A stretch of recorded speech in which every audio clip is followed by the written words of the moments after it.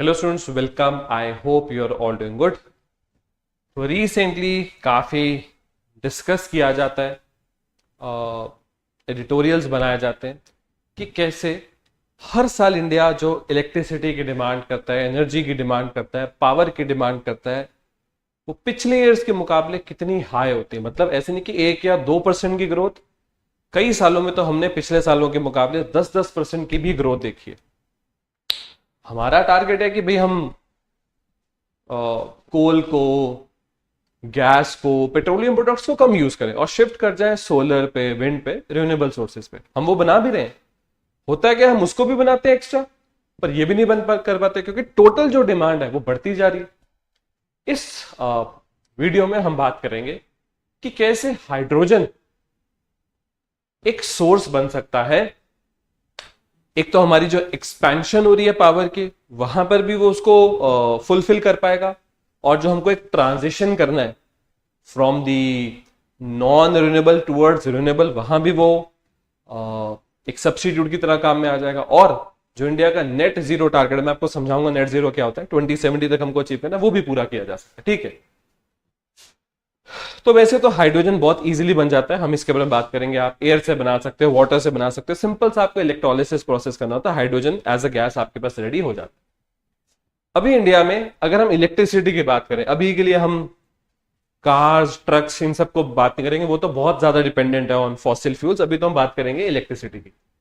तो इलेक्ट्रिसिटी आज भी इंडिया में ऑलमोस्ट आधी थर्मल पावर प्लांट, कोल को जलाओ, उसकी हीट से पानी को स्टीम में कन्वर्ट करो, हाई प्रेशर स्टीम को बॉयलर में प्रेशर बढ़ाओ, हाई प्रेशर स्टीम को टरबाइन पे मारो, टरबाइन हिट होती है, रोटेट करती है, उसके अंदर डायनेमोज लगे होते हैं, वो रोटेशन एनर्जी को इलेक्ट्रिक एनर्जी में कन्वर्ट करते हैं, आपकी बिजली बनती है। ठीक है, आज भी हम लोग आधी ऑलमोस्ट कोल से बना रहे हैं।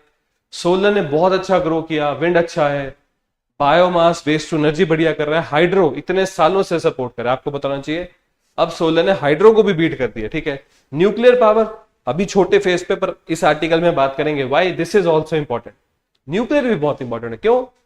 जल्दी बन जाता है, एक जगह प्लांट लगता है, बहुत बड़े एरिया में इलेक्ट्रिसिटी पहुंचा देता है। ठीक है, और नेचुरल गैस, अब क्या क्या हटाना है?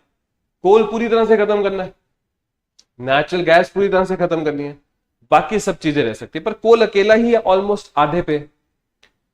तो अगर आप इसको हटाओगे, एकदम से कंट्री में इलेक्ट्रिसिटी की प्रोडक्शन ड्रॉप हो जाएगी, पर वो हम नहीं कर सकते, हम ग्रोइंग इकोनॉमी है, सबको इस टाइम पे इलेक्ट्रिसिटी देनी है। तो कुछ नया लेकर आओ जो हर जगह बैठ जाए, हर रिक्वायरमेंट को टिक करे, और ज्यादा हर साल ज्यादा प्रोडक्शन भी हम कर सके। वहां पर हाइड्रोजन बहुत यूजफुल हो सकता है, हम बात करते हैं। ठीक है, हमारा एक टारगेट है, बाय 2070 इंडिया को बनना है एक नेट जीरो कार्बन एमिटर। इसका मतलब है, देखो, जब भी हम फॉसिल फ्यूल्स बंद करते हैं ना, आपने कभी सोचा कि फॉसिल फ्यूल में भी फॉसिल वर्ड आता है, और जो बहुत पुराने कोई क्रिएचर के रिमेन्स मिले, बोन्स मिले, वहां भी फॉसिल आता है। तो फॉसिल का देखो ये मतलब होता है कि या कुछ बहुत पुराना।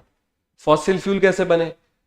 ये जो कई हजार लाख करोड़ साल पहले जो क्रिएचर्स थे, जो भी फ्लोरा फोना था, वो खत्म हुआ, एक लेयर बन गई उसकी अर्थ में, उसके ऊपर दूसरी लेयर आ गई, वो बहुत ही हाई प्रेशर टेम्परेचर में बहुत सालों में धीरे धीरे फ्यूल्स में, ऑयल्स में कन्वर्ट हो गए, वहीं से क्रूड ऑयल, नेचुरल गैस बनती है। ठीक है, इसको बोलते हैं फॉसिल फ्यूल। ठीक है, तो जब भी हम फॉसिल फ्यूल को बंद करते हैं, पेट्रोलियम, कोल वगैरह, तो बहुत ज्यादा CO2 रिलीज होती है, और कार्बन डाइऑक्साइड एक ग्रीन हाउस गैस है। और ग्रीन हाउस गैसेस क्या करती हैं?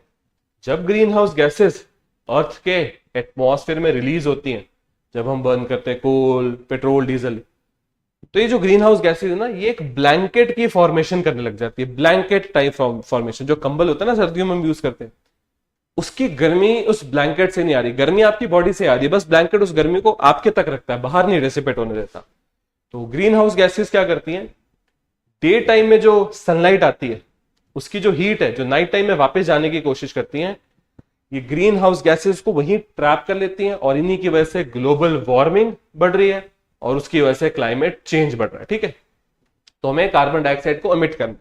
अगर हम इंडिया की बात करें, तो आज इंडिया की वजह से मे भी इतना CO2 रिलीज हो रहा होगा, बहुत सोर्सेज से होता है CO2 रिलीज, इंडस्ट्री से, व्हीकल से, एज ह्यूमन बॉडीज रिलीज करती हैं। और हमारे जंगल फॉरेस्ट एरिया शायद इतना एब्जॉर्ब कर लेते होंगे। हमें 2070 तक क्या करना है कि जितना कार्बन डाइऑक्साइड इंडिया की वजह से रिलीज हो रहा है हमारे जंगल सारा ही एब्जॉर्ब करें। इसको बोलते हैं नेट जीरो कार्बन एमिटर। ये टारगेट इंडिया को अचीव करना है बाय 2070। उसके लिए आपको रिन्यूएबल एनर्जी ऑफ कोर्स बढ़ानी पड़ेगी। ट्रांसपोर्टेशन में आपको इलेक्ट्रिक व्हीकल्स पे ऑफ कोर्स शिफ्ट करना ही करना पड़ेगा। आपको कार्बन इमिशन लो करनी पड़ेगी, फॉसिल फ्यूल्स की बर्निंग कम करनी पड़ेगी और पेड़ भी ज्यादा बढ़ाने पड़ेंगे। ये सब कुछ करोगे तब जाके वो टारगेट पूरा हो पाएगा। और यहीं पर काम में आता है हाइड्रोजन, यहीं पर काम में आता है हाइड्रोजन। अब हाइड्रोजन बनाने के लिए बहुत सारे प्रोसेसेस होते हैं, जो प्रोसेसेस को कलर कोड किया हुआ है। जैसे अगर इस प्रोसेस से हाइड्रोजन बनेगी तो बोलेंगे ग्रे, ब्लू, ग्रीन। ऐसे नहीं है कि हाइड्रोजन गैस का रंग बदल जाएगा, नहीं, वो तो बस कलर कोड किया हुआ है। आपने बहुत सुना होगा कि हमारी कंट्री को चाहिए ग्रीन हाइड्रोजन। क्यों? क्योंकि इसमें सिंपल इलेक्ट्रोलिसिस, याद है आपको electrolysis, anode, cathode, electricity, simple electrolysis किया जाता है। इलेक्ट्रोलिसिस के लिए बिजली चाहिए, जो इलेक्ट्रिसिटी चाहिए वो रिन्यूएबल सोर्सेस से आती है, सोलर, विंड, यहां सबसे, ठीक है। तो ऐसे बनती है ग्रीन हाइड्रोजन। फिर ग्रे हाइड्रोजन कैसे बनती है? उससे स्टीम रिफॉर्मिंग यूज की जाती है, नेचुरल गैस का इस्तेमाल। ये तो नहीं करना चाहिए, नेचुरल गैस तो हटानी है। यहां पर भी नेचुरल गैस मतलब ब्लू हाइड्रोजन भी नहीं बनानी हमें। यहां कोल का इस्तेमाल होता है, ये भी नहीं चाहिए। यहां न्यूक्लियर एनर्जी का इस्तेमाल होता है। पिंक हाइड्रोजन भी हम बना सकते हैं, बिल्कुल, कि सेम चीज करो बस रिन्यूएबल एनर्जी की जगह न्यूक्लियर, ये भी किया जा सकता है। टोकाइस, इसमें फिर नेचुरल गैस, ये भी नहीं हमें चाहिए। येलो, ये भी किया जा सकता है। सोलर एनर्जी, तो मतलब येलो, ग्रीन और पिंक, तीनों हाइड्रोजन इंडिया के लिए बहुत अच्छी है। हाँ, इनको अगर आप देखो, इन दोनों को कलेक्टिवली ग्रीन में भी डाला जा सकता है, ठीक है। तो हाइड्रोजन अगर हम प्रोड्यूस कर सके, उससे क्या कुछ हो सकता है? उससे व्हीकल्स चल सकते हैं, ट्रेन चल सकती हैं। होता तो वो सिंपली फ्यूल है, आप उसको ऑक्सीजन के कांटेक्ट में मिलाओ, बर्न करो तो बहुत ज्यादा चलेगी।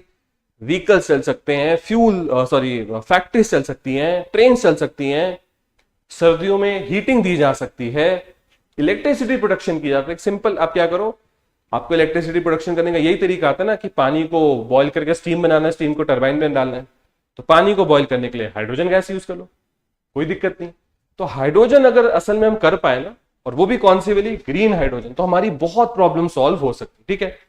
तो क्या हम इसकी तरफ कुछ कर रहे हैं? बिल्कुल। आप देखो हमारी कंट्री में कौन से बड़े ग्रीन हाइड्रोजन प्लांट्स, सिर्फ हाइड्रोजन ही, ग्रीन हाइड्रोजन प्लांट्स, तो GAIL, gas authority of India limited, जो उसका पुराना नाम था, उनका प्लांट, एलएनटी का Hazira plant, Jindal stainless steel का प्लांट, एसजीवीएन आपने सुना होगा हिमाचल में बहुत बड़े स्केल पे काम करता है, उनका प्लांट, जोरात प्लांट, बहुत सारे प्रोजेक्ट्स हम बना रहे हैं ताकि ज्यादा से ज्यादा ग्रीन हाइड्रोजन प्रोड्यूस हो।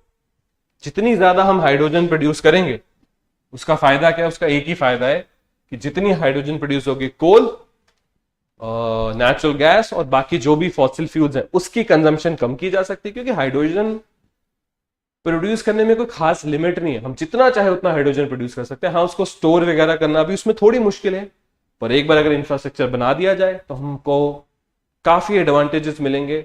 अगर आप हाइड्रोजन को एक फ्यूल की तरह यूज करते हो तो वेस्ट में निकलता है वाटर, क्योंकि वो ऑक्सीजन के कांटेक्ट में आ जाएगा वाटर, तो वो भी, उसमें भी कोई प्रॉब्लम नहीं है। तो हाइड्रोजन बिल्कुल सॉल्व कर सकता है इंडिया की ग्रोइंग एनर्जी डिमांड को, और अभी जो हम एक नेट जीरो कार्बन एमिटर बनना चाहते हैं, उस टारगेट को भी हम with the help of hydrogen काफी हद तक अचीव कर सकते हैं, ठीक है।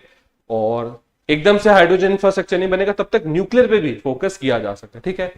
तो आई होप इस वीडियो के थ्रू आप समझ पाए why India need hydrogen as a major fuel in future. Future का ये मतलब नहीं 50-60 साल बाद नहीं, आने वाले सालों में, आने वाले 1, 2, 3, 4 सालों में काफी ज्यादा हाइड्रोजन प्रोडक्शन बढ़ानी चाहिए। कौन सा कलर कोड? ग्रीन हाइड्रोजन, ठीक है।